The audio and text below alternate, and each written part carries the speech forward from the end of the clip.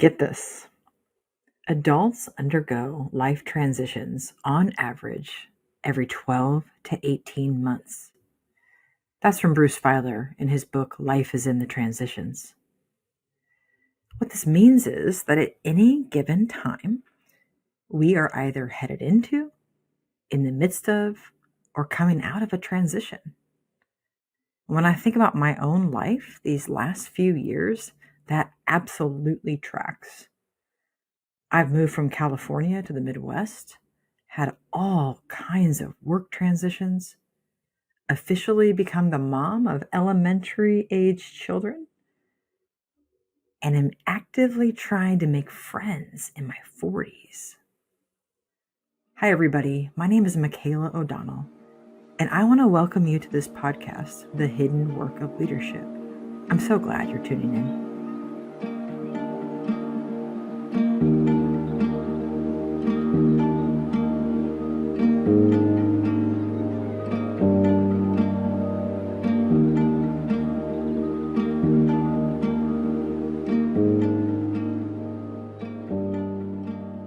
In Life in Flux, a book I co-authored with Lisa Slayton, there's a story about a guy named Roger, who, among other things, happens to be Lisa's husband.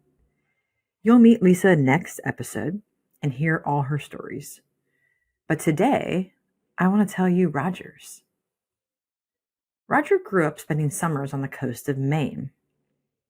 His family had a small cottage there, and he loved it so much that he was the kind of kid that saved up to buy his first boat before he bought his first car. Now, I told you I'm from the Midwest. I know we are landlocked. I know nothing about buying a boat before a car. So Lisa and her husband Roger have taught me a lot. So Roger had his boat, and he set out one sunny Saturday afternoon with 3 of his buddies. And they were just doing the things that 17-year-old kids do. They were exploring and having fun and enjoying themselves until all of a sudden, a very dense blanket of fog rolled in. So much so that Roger couldn't see his hand in front of him. And if you ask Roger how he felt in that moment, I mean, think about it. How would you feel? I would feel... All I can think about is the mom in this story. Where are my kids? Oh my goodness, are they going to be okay? And if I'm on that boat, I'm probably feeling a lot like Roger did, which was terrified. All he wanted to do was put the boat in high gear and get home as fast as he could. The problem is, it's not actually very effective to put a boat into high gear and go fast if you can't see where you're going. Add to this that this was pre-GPS, pre-cell phone, and Roger had forgotten one of the most valuable tools that you need out on the ocean, a compass. His compass was sitting at home. What Roger actually did feels counterintuitive. Instead of hightailing the boat in gear, he stopped, he cut the engine, and he listened. Lisa has taught me that in any coastal community, especially ones in which the weather can turn on a dime, there is an entire alternate set of navigational tools that are sound-based. They're markers that are set at different places. And they sound different. They have different tonal qualities, different melodies. They sound different based on where they are. So in that quiet, when Roger stopped, cut the engine, and was listening, he was listening for the foghorns and the bellbuoys located all along the coastline. He was quite literally listening for his home harbor, the sounds of home. For a lot of us, I know for me, when I'm in the thick of whatever life is handing me, whether it's the transitions that feel very up close and personal, or just the low hum of change that's all around us, I can feel like Roger out on the boat, tempted to hightail it into gear when what I really need to do is stop, cut the engine, and listen. Now, before we get too far, let me just say a word about a word, and the word is leadership. This podcast is called The Hidden Work of Leadership. What do we mean by leadership? Certainly, we mean folks who have formal structural roles in companies and organizations, who are responsible for direct reports and bottom lines. But we also mean folks who have other kinds of influence, which, as we all know, sometimes is what counts most. I think about the grandparent who mentors their grandchildren, the friends whose advice we can always trust, or, like Roger that day, the person who happens to find himself with a gear shift in his hand. Several years ago, partly shaped by my own desire to grow through some of my own mishaps as a leader, I just felt like I was kind of hitting walls left and right. And partly shaped by how many stories I heard of bad bosses from other people, I felt hungry for more exemplars. I wanted people who were doing it well, people who I thought, yeah, that is somebody I can model things after and somebody I can point other people to. I wanted folks who were good at their job, but also healthy too. And because I work at Fuller Seminary and because of my own personal belief system, I wanted folks who were leading and working in distinctively Christian ways. So at the Pree Center, along with my colleague, Dr. Mel Herr, we dug into the question, what does healthy, faithful, and fruitful leadership look like in the marketplace? So here at the Pree Center, along with my colleague, Meryl Herr, we dug into this.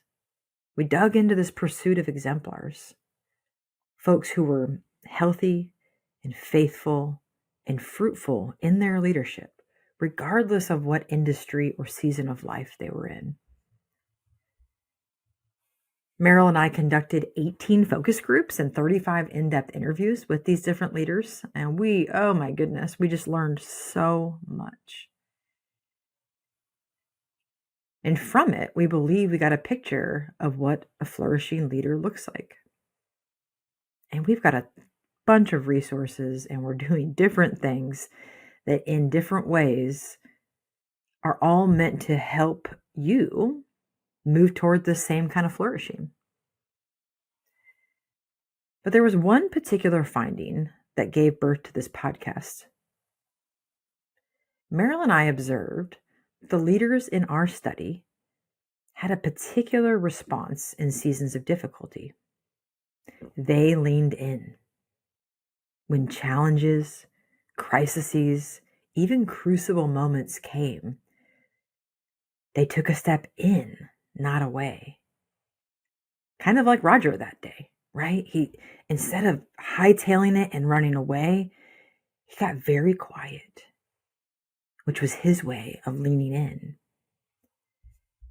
And for many of the leaders in our study, it was actually these difficult moments that ended up being some of the most formative in terms of how they lead. But here's the thing. This leaning in isn't always visible work. It's not overt. We can't always point to it in others. Sometimes we know it's happening in us, and sometimes we're not even there. It plays out in conversations with a trusted few or off to the side, out of the limelight. It's not the kind of stuff that earns us accolades and praise or even gets put on performance reviews. Contrast this fact that this kind of growth work, this leaning in when things get tough, isn't always visible. Contrast that with the reality that humans learn best when we have models, when we have mentors and exemplars who've gone before us and can help us to know how to face whatever might come our way. How are we supposed to replicate what is hidden? I was looking for exemplars in terms of how to be a certain type of leader. And the more I've come to unpack this, what I've realized is I need to hear the stories that aren't always said out loud. In a rapidly changing world, the answers are less static and they're not always obvious. There are many ways to move, and sometimes it's overwhelming to know what to do. Actually, a lot of times it's overwhelming to know what to do. To use that analogy of Roger on the boat, the fog sets in more regularly, and quick solutions are not truly helpful.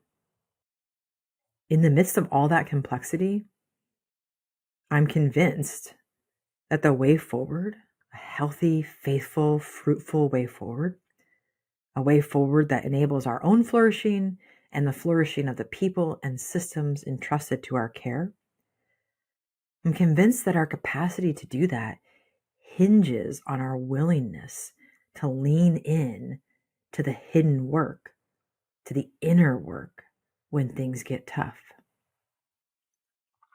So in this podcast, The Hidden Work of Leadership, I want to pull back the curtain and take a look at work that's not always obvious or seen.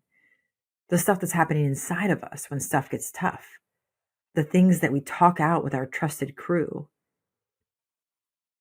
And that others certainly feel the fruit of, but don't always know what went into it. I want to pull back the curtain on the parts of leadership that are sometimes more hidden. And I think this is best done through stories. This first season will focus on the hidden work of leadership when life is in flux.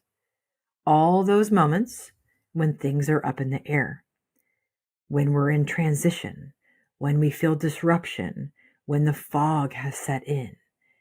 Said another way, when we're in between one thing, but not quite to the next. Where things around us feel like they're in constant motion because they are. To paraphrase a graduation speaker I once heard, to be a citizen of the modern world is to live a life of turbulence. You probably don't need to look very far to identify volatility at play in the world, and even more personally in your world. Plus, the world is just less certain. There are many, many situations for which there are no longer clear or predictable answers. At the same time, the issues that need the most attention are increasingly complex. They're multifaceted, often interconnected. One thing that's become crystal clear in my own work and in the work of the Pree Center is that when disruption happens and transition, or going through transition, when life feels like it's in flux, it's never more obvious than those moments that we live our lives in a series of systems. This means that an action in one part of a family, organization, or society impacts the other parts of that same family, organization, or society. If dad loses his job, parents might fight more, or the kids' grades might go down at school. If lumber is hard to come by, homes don't get built and the prices might skyrocket. If more people work from home, we have to reimagine the purpose of office buildings. Add to this that on nearly every level of society, the systems that we depend on are growing increasingly destabilized. Our healthcare systems, our workplaces, our ecological environments, cities, schools, you name it. In all of these spheres, our existence, our individual and collective existence, is set against the backdrop of and intimately interwoven with the reality that almost anywhere we look, things are changing. Now, change is not new. Disruption is not new, both personally and collectively. What is new is the speed at which the world is changing and the rate at which we go through major transitions in our own lives. I feel like the pace of change today is almost exponential. As humans, we used to have more time to catch up to big changes. Like we actually used to have more time. Let's take technology, for example. I think it's a really clear way to get after this. 1,000 years ago, technology developed more gradually. Experts say it took about 100 years for an innovation to have widespread impact on people's everyday lives. Which means that when something like the printing press was developed, people had a generation or two to catch up to the invention, to really grasp and feel its impact. However, the world started to speed up around 1900. As it did so, the time that we had to adjust to the impact of technology shortened.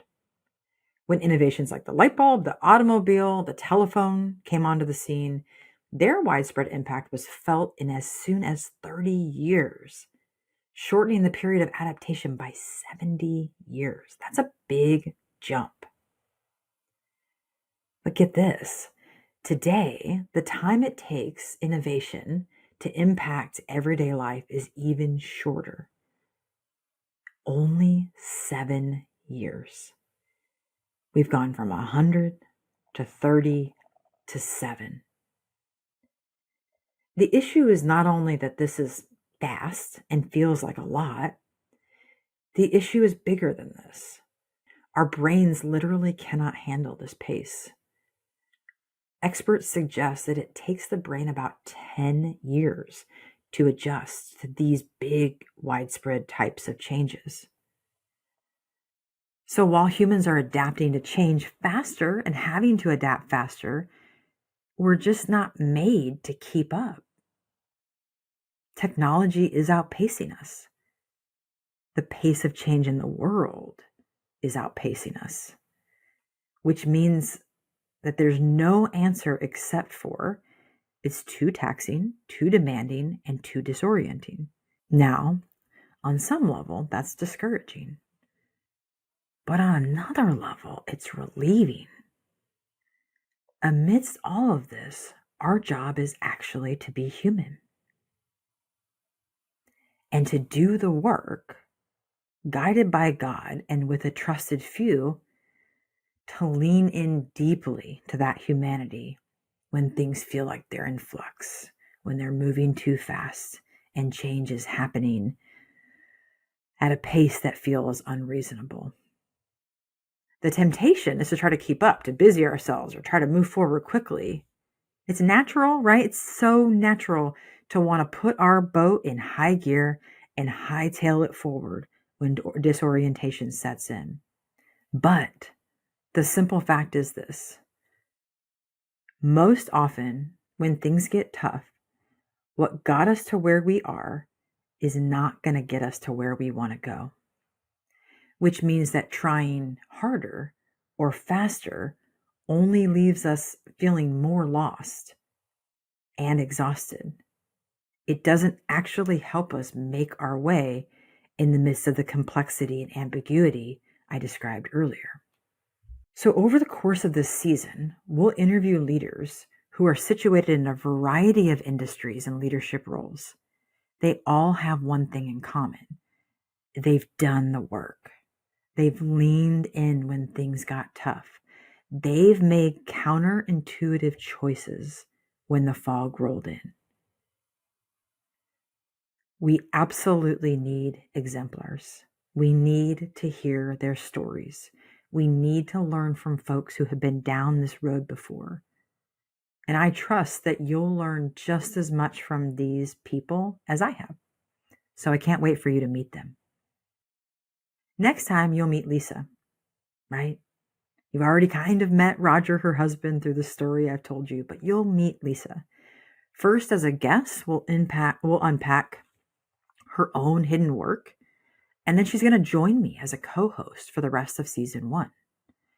Not only is she my co-author in a book, and have we spent a ton of time thinking about these flux moments, but she's that type of person that people call when things get really tough. She's in a lot of people's trusted crew, including mine. That day on the coast of Maine, I told you that Roger had left home without his compass, the most important navigational tool. But he had a different kind of compass, an internal one. He had honed the skills to slow down, to listen, to recognize the sounds that called him forward and would get him to where he really wanted to go. Roger and his friends did eventually make it home that day, bit by bit, repeating this process of stopping, cutting the engine, listening for signals, and moving incrementally forward. So as we get started here on the hidden work of leadership, and as we look at season 1, engaging leaders who have done the inner work in seasons and moments of flux, consider 2 things. If we're always headed into or in the middle of or coming out of a transition, where do you find yourself right now? And today, as you're listening, what might it look like for you to stop, cut the engine, and listen for signals in light of your own life, work, and leadership? Thanks for listening, and here's to the hidden work of leadership that's absolutely worth doing. Thank you for tuning in to the hidden work of leadership. We hope you enjoyed today's episode and found it insightful. The Hidden Work of Leadership is brought to you by the Max de Pree Center for Leadership at Fuller Seminary, where we envision a world in which leaders across industries and seasons of life are deeply formed as the people of God so that they might seek the very best for the people and systems entrusted to their care. Our episodes are produced by Justin Heap, who ensures our engineering and editing is engaging and sounds just right. If you enjoyed this episode, please consider subscribing, rating, and reviewing us on your favorite podcast platform. It really helps us reach more listeners like you. You can also follow the de Pree Center on LinkedIn and Instagram for updates and behind-the-scenes content. For more information about today's episode and access to additional resources, visit our website at depree.org. That's DEPREE.org. Thank you for listening, and we'll see you next time on The Hidden Work of Leadership.